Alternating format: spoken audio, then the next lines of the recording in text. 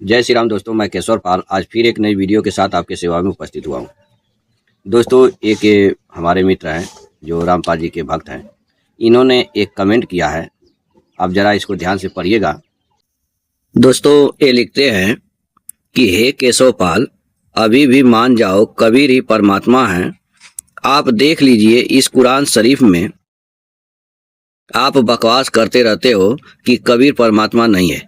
इतना आप ज्ञानी होते तो आपकी आंखों में चश्मा क्यों लगी होती? तो दोस्तों, इन भाई से पूछना चाहिए कि जब तुम्हारे परमात्मा कबीर दास के अवतार रामपाल के आंखों में चश्मा लग गया, तो मैं तो एक गृहस्थ व्यक्ति हूं, तो मेरे आंख में चश्मा लग गया तो कौन सी बड़ी बात होगी भाई। आगे लिखते हैं, आप मूर्ख के भी मूर्ख हैं। आप जैसा मूर्ख मैंने आज तक कभी नहीं देखा। मुझे लगता है कि आपकी बुद्धि भ्रष्ट हो गई है। विष्णु जी को श्राप क्यों लग गया? इतना ही ज्ञानी होते तो आप यह बता देते कि नारद का श्राप ऐसे लग गया था। ठीक है, तो मैंने इनको फिर जवाब दिया कि आज तो मैं दूसरे विषय पर वीडियो बना रहा हूं, कल इस विषय पर वीडियो जरूर बनाऊंगा। तो दोस्तों, इन्होंने एक लिंक भेजा था, तो इस लिंक में बताया गया था कि कुरान शरीफ में कबीर नामक परमात्मा का वर्णन हुआ है। तो हम आज इसी पे वीडियो बनाएंगे। और सबसे पहले हम आपको, एक हमारे मुस्लिम भाई हैं, उन्होंने कुरान शरीफ में जो रामपाल जी ने कबीर नामक परमात्मा को दिखाया है उसका उन्होंने खंडन किया है। आप सबसे पहले उनकी वीडियो को देख लीजिए, फिर हम कुरान शरीफ में दिखाते हैं आपको और आपसे स्वयं पूछेंगे कि क्या इस शब्द का अर्थ, कबीर जो शब्द आया है कुरान में, इसका अर्थ कबीरदास जी है या नहीं है। ठीक है, तो चलिए पहले इस मुस्लिम भाई ने जो रामपाल जी के वीडियो का जवाब दिया है उसकी वीडियो को देखते हैं और फिर हम कुरान शरीफ में आपको दिखाएंगे। अस्सलामु अलैकुम वरहमतुल्लाहि वबरकातुहू। सामीन नाजरीन, संत कबीर साहब ही अल्लाह हैं ऐसा कुरान के अंदर लिखा हुआ है। ये मैं नहीं कह रहा हूँ, ये जनाब कह रहे हैं। इसलिए अगर आप मुसलमान हैं तो आज का वीडियो पूरा जरूर देखना ताकि आप ऐसे लोगों को जवाब दे सकें। सबसे पहले आपको ये जनाब, ये महाशय कुरान के अंदर ये बताएंगे कि कहां कहां पर लिखा हुआ है कि संत कबीर ही अल्लाह है। तो पहले इन महाशय का सिर्फ 1.5-2 मिनट का वीडियो है, वो पूरा देखिएगा, उसके बाद इन महाशय को जवाब देते हैं। तो एक मरतबा इन महाशय का 2 मिनट का वीडियो देखिएगा। पवित्र कुरान शरीफ फुरकानी 25 नंबर, सूरत फुरकानी में देखेंगे, ये 25 नंबर है, प्रश्न नंबर 604 पे ये कुरान शरीफ। और यहां देखिएगा इसके 52 नंबर आयत से हम प्रारंभ करेंगे। 52 नंबर, फला तुतियल काफिरन व जाहिदुम बिही जिहादन कबीरन। इसका अनुवाद भी इन्होंने यहां किया है, देखिएगा, ये 52 नंबर है। अब कुरान शरीफ के ज्ञान देने वाला अल्लाह हजरत मोहम्मद जी से कह रहा है कि ए पैगंबर, तुम काफिरों का कहा न मानना और इस कुरान की दलीलों से, यानी मैं तुझे जो ज्ञान दे रहा हूं उनका सामना बड़े जोर से करो। इन्होंने इस कबीर का अर्थ जिहादन कबीरन, इन्होंने कबीर का अर्थ यहां बड़ा कर दिया। अब यहां पर जो कबीर शब्द है इसमें कबीरन शब्द है, तो दूसरी कुरान मजीद है, पवित्र मजीद है, वो दिखाते हैं। तुम सूरत फुरकानी 25 और ये कुरान मजीद पृष्ठ 576 पर यहां देखिएगा, ये वही जो का, तो इसमें कोई अंतर नहीं है। और यही अरबी भाषा हिंदी देवनागरी लिपि में लिखी है। ये 52वें आयत हमको आपको दिखाते हैं, फला तुतियल काफिरन न जाहिदम बिही जिहादन कबीरा। उसमें कबीरन लिखा है, केवल इसमें कबीरा लिखा है, तो हम उसे कबीर बोल देते हैं, सीधा कबीर।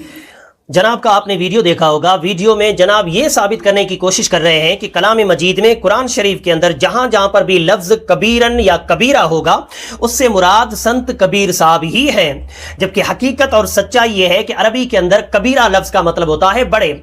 जैसे हम आम बोलीचाली में कहते हैं कि भाई गुनाह कबीरा से बचो, मतलब बड़े गुनाह से बचो। और ताज्जुब की बात यह है कि जिस इंसान को कुरान के लफ्ज पढ़ना तक नहीं आ रहे हैं वो कुरान के अंदर यह साबित करने पर लगा हुआ है कि संत कबीर ही अल्लाह है। और कुरान शरीफ के अंदर ऐसे बहुत सारे लफ्ज हैं जो अल्लाह के नाम के साथ इस्तेमाल होते हैं। मिसाल के तौर पर अल्लाह अलीम है, अल्लाह बसीर है, अल्लाह खबीर है, अल्लाह हकीम है। तो क्या जिन जिन लोगों के ये नाम होंगे उन सबको माज़अल्लाह अल्लाह बना दोगे? ऐसे ही अल्लाह के नाम के साथ अगर कबीर का लफ्ज आए तो उसका मतलब, उसका मीनिंग होता है कि अल्लाह बहुत बड़ा है। उसका मतलब ये हरगिज ही नहीं होता है कि माज़अल्लाह संत कबीर ही अल्लाह है। अल्लाह कबीर अगर लफ्ज आए तो उसका मतलब अल्लाह बहुत बड़ा है। जैसे हम अजान में कहते हैं अल्लाहु अकबर, अल्लाह बहुत बड़ा है। बहुत सारे लोग इसको ये भी समझते हैं कि मुसलमान अल्लाहु अकबर बोल के अकबर बादशाह को याद करते हैं, जबकि मुसलमान अल्लाह को बहुत बड़ा बता रहे हैं। अकबर बादशाह को तो हम मुसलमान ही नहीं मानते हैं। ऐसे ही अल्लाह के आगे अगर कबीर लफ्ज आए तो उसका मतलब अल्लाह बहुत बड़ा है। मुसलमानों, इस वीडियो को शेयर कीजिएगा ताकि ये वीडियो उन लोगों तक जरूर पहुंचे जो इस तरह के तमाशे कर रहे हैं। बोलने में, समझाने में कमी पेशी या गलती हो गई हो तो मेरी इस्लाह करें। अस्सलामु अलैकुम वरहमतुल्लाहि वबरकातुहू। तो दोस्तों, अभी आप इन मुस्लिम भाई की वीडियो को आपने देखा ध्यानपूर्वक। मुस्लिम भाई ने कहा कि कुरान शरीफ में अल्लाह से अन्य और नामों को जोड़ा गया है। अगर उस नाम वाला व्यक्ति कोई हो और कहे कि नहीं कुरान में हमारा नाम है तो यह मूर्खों वाली बात है। यहाँ पे जो कबीर है यह किसी कबीरदास जी के लिए नहीं है, यह अल्लाह के लिए जोड़ा गया है और उसका अर्थ होता है बड़ा, महान। ठीक है, तो इन्होंने इसको सिद्ध भी किया। लेकिन हम कुरान शरीफ में देख लेते हैं कि कबीर शब्द का अर्थ क्या होता है। ठीक है, तो यह कुरान शरीफ का हिंदी ऑप्स है जो हमने प्ले स्टोर से डाउनलोड किया है। इसमें यह 28 सूरह अल कसस है, इसी में हम पढ़ेंगे और देखेंगे कि यहाँ पे कबीर शब्द का अर्थ क्या होता है। तो दोस्तों, इसमें 23वें आयत में एक कबीर शब्द आया है।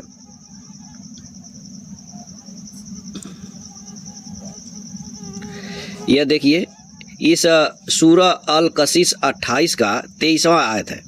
इसमें यहाँ पे एक कबीर शब्द आया है, यहाँ पे कबीर शब्द आया है। तो हम इसको जानने के लिए पीछे से पढ़ेंगे और देखेंगे कि इसका अर्थ क्या है।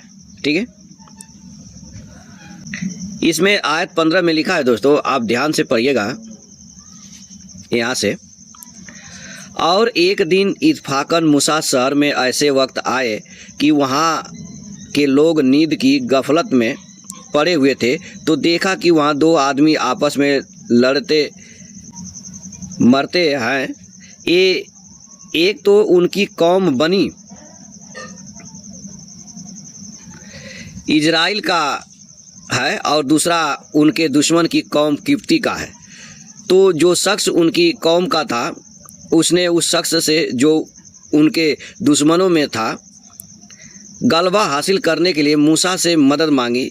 ये सुनते ही मूसा ने उसे एक घूसा मारा था कि उसका काम तमाम हो गया। फिर ख्याल करके कहने लगे ये शैतान का काम था, इसमें शक नहीं कि वह दुश्मन और खुल्लम खुल्ला गुमराह करने वाला है। तो यहाँ पे दोस्तों कथा यह चल रही है कि एक दिन जो मूसा होते हैं वो मूसा शहर में आते हैं। तो वहाँ क्या देखते हैं कि उस टाइम सभी लोग जो है कि सोए हुए थे। तो देखते हैं कि दो आदमी आपस में लड़ रहे हैं। उसमें से एक आदमी जो है उनके इजराइल का था और दूसरा उनके दुश्मन जो कौम किप्ती थी उसका था। तो इजराइल वाला जो आदमी था उसने मूसा से मदद मांगी कि मूसा मेरी मदद करो। तो मूसा ने क्या किया कि उस आदमी को एक घूसा मारा और उसका काम तमाम हो गया, यानी वो मर गया। इसके बाद मूसा क्या करते हैं, आगे 16वां आयत में लिखा हुआ है कि फिर बारगाह खुदा में अर्ज की, परवरदिगार बेशक मैंने अपने ऊपर आप जुल्म किया कि इस शहर में आया तो तुम मुझे दुश्मनों से पोशीदा रख, गरज खुदा ने उसे पोशीदा रखा, इसमें तो शक नहीं कि वह बड़ा पोशीदा रखने वाला मेहरबान है। यानी यहाँ पे खुदा से विनती करते हैं कि मुझे जो है दुश्मनों से बचाओ और मैं इस शहर में आ गया हूँ। आगे 17वां में मूसा क्या कहते हैं कि मूसा ने अर्ज की, परवरदिगार, चूँकि तूने मुझ पर एहसान किया है, मैं भी आइंदा गुनाहगारों का हरगिज मददगार बनूंगा। यानी यहाँ पे खुदा को धन्यवाद देते हैं मूसा कि तुमने मेरी मदद की है और मुझे जो है कि बचाया है, तो मैं भी जो गुनाहगार होंगे, जो उनका जो है मैं मदद नहीं करूँगा। ठीक है, हाजिर मददगार न बनूंगा। 18वां में कहते हैं, गरज रात को जो त्यों गुजरी, सुबह को उम्मीदों बीम की हालत में मूसा शहर में गए तो क्या देखते हैं कि वही शख्स जिसने कल उनसे मदद मांगी थी उनसे फिर फरियाद कर रहा है। मूसा ने उससे कहा, बेशक तू यकीनन खुल्लम खुल्ला गुमराह है। अब फिर दूसरा दिन जब शहर में मूसा जाते हैं तो क्या देखते हैं कि जो अगला दिन रात में मुझसे मदद मांगा था और मैंने उस आदमी को एक घुसा मारा था, वो मर गया था, तो वही आदमी फिर हमको यहाँ दिखाई दे रहा है और फिर फरियाद कर रहा है कि मेरी मदद करो। तो मूसा कहते हैं कि भाई तुम खुल्लम खुल्ला गुमराह हो, केवल झगड़ा ही करने पर लगे रहते हो। आगे 19वां में क्या लिखा है कि गरज जब मूसा ने चाहा कि उस शख्स पर जो दोनों का दुश्मन था छुड़ाने के लिए हाथ बढ़ाए, तो किप्ती कहने लगा कि ये मूसा, जिस तरह तुमने कल एक आदमी को मार डाला था उसी तरह मुझे भी मार डालना चाहते हो, तो तुम बस ये चाहते हो कि रुए ज़मीन पर सर्कस बनकर रहो और मसलह कौम बनकर रहना नहीं चाहते। तो यहाँ पे जो व्यक्ति लड़ रहा था दूसरे से, तो क्या कहता है कि मूसा तुम चाहते हो कि पूरे शहर में सर्कस बन के रहो, माने बदमाश बन के रहो, मसलन कौम बन के नहीं रहना चाहते, यानी समुदाय में मिलजुल के रहना नहीं चाहते हो। तुम चाहते हो कि मैं ही बदमाश बन के रहूँ, सबको मारता रहूँ। ठीक है, फिर अगली आयत में क्या लिखा है, और एक शख्स शहर के उस किनारे से डराता हुआ आया और मूसा से कहने लगा, मूसा तुम ये यकीन जानो कि शहर के बड़े बड़े आदमी तुम्हारे बारे में मशवरा कर रहे हैं कि तुमको कत्ल कर डालें, तो तुम शहर से निकल भागो। अब वहाँ पे एक दूसरा व्यक्ति आ जाता है और मूसा से कहता है कि तुमको कत्ल करने के लिए लोग योजना बना रहे हैं, तुम यहाँ से भाग जाओ। 21वां में क्या होता है कि मैं तुमसे खैर ख्वाहा भलाई के लिए कहता हूँ। गरज मूसा वहाँ से उम्मीद और बीम की हालत में निकल खड़े हुए और बारगाह खुदा में अर्ज की, परवरदिगार मुझे जालिम लोगों के हाथों से नजात दे। यानी जब वो कहता है कि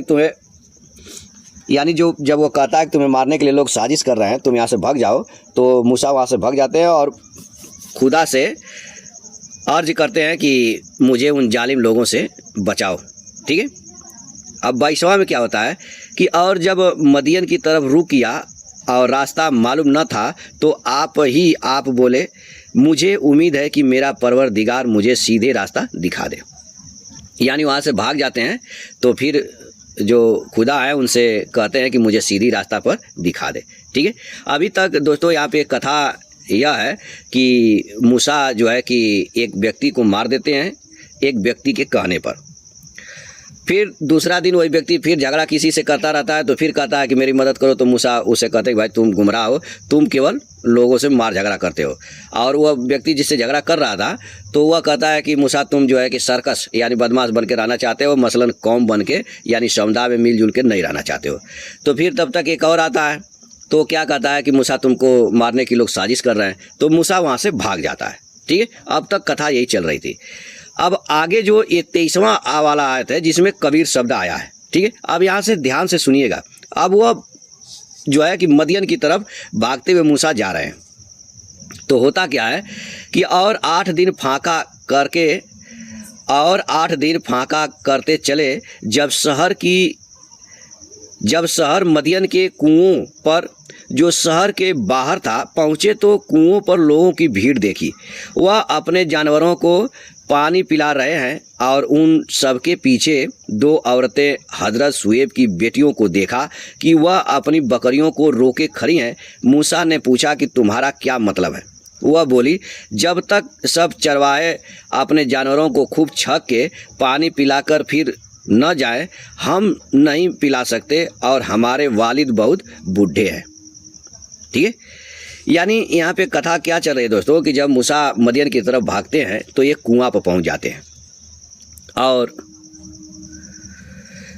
कुआं पर क्या देखते हैं कि लोगों की भीड़ लगी हुई है और वो अपने जानवरों को पानी पिला रहे हैं। ठीक है, और वहाँ पे जो हजरत शुएब हैं उनकी 2 बेटियां खड़ी हैं, वो अपनी बकरियों को रोक के खड़ी हैं। तो मूसा उनसे पूछता है कि तुम्हारा क्या मतलब है, यानी तुम लोग यहाँ क्यों खड़ी हो, यहाँ क्या हो रहा है। तो क्या कहती है कि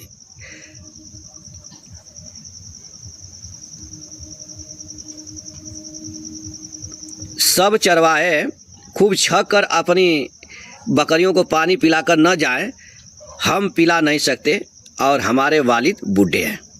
यानी यहाँ पे यह लड़की क्या कर रही है कि जब ये सभी चरवाहे बकरियों को पानी पिला रहे हैं, जब तक ये छक कर पानी अपनी बकरियों को नहीं पिला लेते तब तक हम अपनी बकरियों को पानी नहीं पिलाएंगे।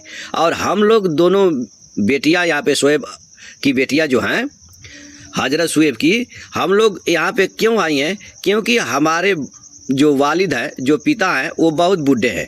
वह जो है कि बकरियों को लेकर यहाँ पानी पिलाने के लिए नहीं आ सकते, इसलिए हम दोनों बहनों ने यहाँ पानी पिलाने के लिए आई हुई है।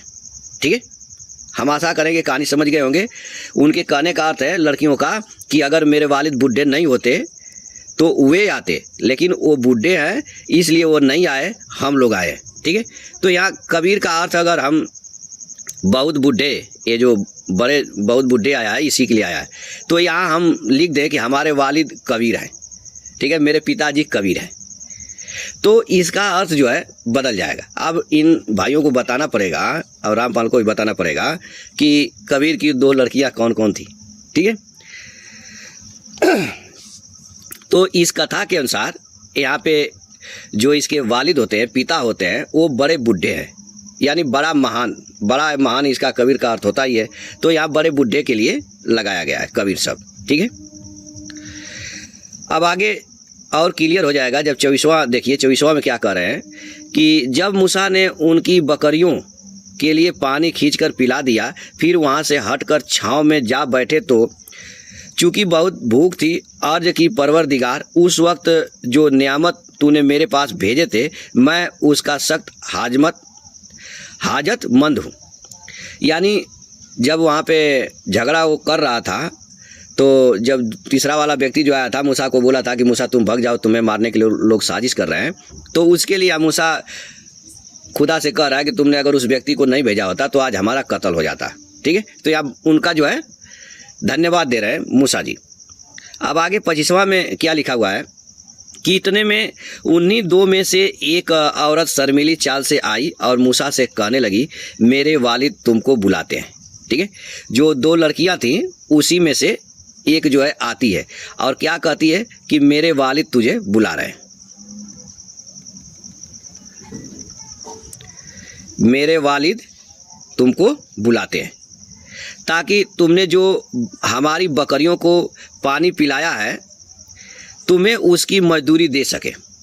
ठीक है, गरज मूसा उनके पास आए और उनसे अपने किस्से बयान किए, तो उन्होंने कहा, अब कुछ अंदेशा न करो, तुमने जालिम लोगों के हाथ से नजात पाई है। अब यहाँ पे कथा यह है कि मूसा जो है कि लड़कियों की बकरियों को जो पानी पिला दिया, तो लड़की दोनों जो है लेकर बकरियों को चली गई और मूसा वहीं पे बैठ गया कुएं पर। तो फिर वो लड़कियां दोनों आई और बोली कि चलो मेरे वालिद तुम्हें बुला रहे हैं, मेरे पिताजी तुम्हें बुला रहे हैं। अब मूसा उनके पास जाता है और सारा किस्सा बताता है कि ऐसे ऐसे मेरे साथ हुआ, मैं भाग कर इधर आया हूँ। तो वह जो है कि जो शुएब हैं वो क्या कहते हैं कि अब कोई अंदेशा मत करो, तुम जालिमों लोगों से निजात पा लिए हो, अब तुम सुरक्षित हो, चिंता मत करो। ठीक है, तो यहाँ पे जो है दोस्तों ये जो कबीर शब्द आया है 23वां में, हम आशा करेंगे इसको कि आप समझ गए होंगे, लेकिन थोड़ा सा और एक पढ़ देते हैं हम लोग। यहाँ पे देखिए इसी आसन में उन दोनों में से एक लड़की ने कहा, ए अब्बा, इनको नौकर रख लीजिए, क्योंकि आप जिसको भी नौकर रखे सब में बेहतर वह है जो मजबूत और अमानतदार हो। ठीक है, यानी अब लड़कियां क्या कहती हैं कि इनको नौकर रख लीजिए। अब क्यों नौकर रखें? क्योंकि ये बहुत मजबूत है और अमानतदार है, ईमानदार आदमी है, ठीक है, ताकतवर आदमी है।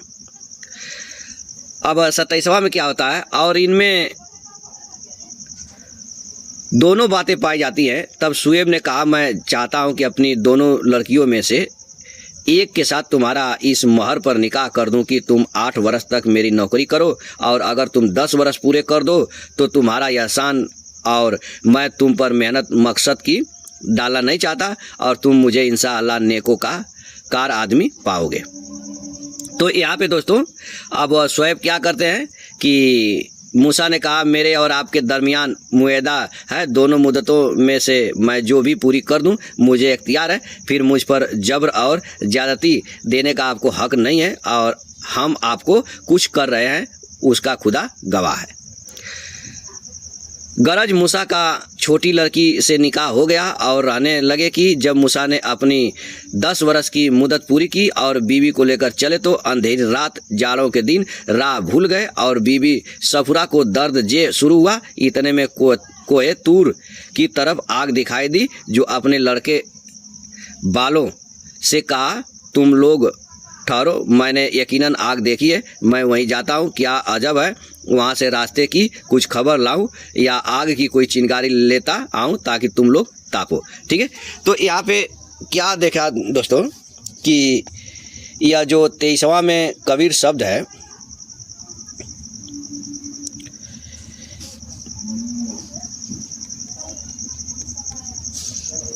कबीर शब्द है, इसका जो अर्थ है वह कबीर दास जी के लिए नहीं है। ठीक है, यानी कुरान में यह सिद्ध हो गया कि जो भी कबीर शब्द आएगा वह किसी कबीर दास जी के लिए नहीं है। ये रामपाल जी क्या है, गुमराह करते रहते हैं। ठीक है, तो आज के लिए इतना ही, फिर मिलेंगे नेक्स्ट वीडियो में, तब तक के लिए नमस्कार।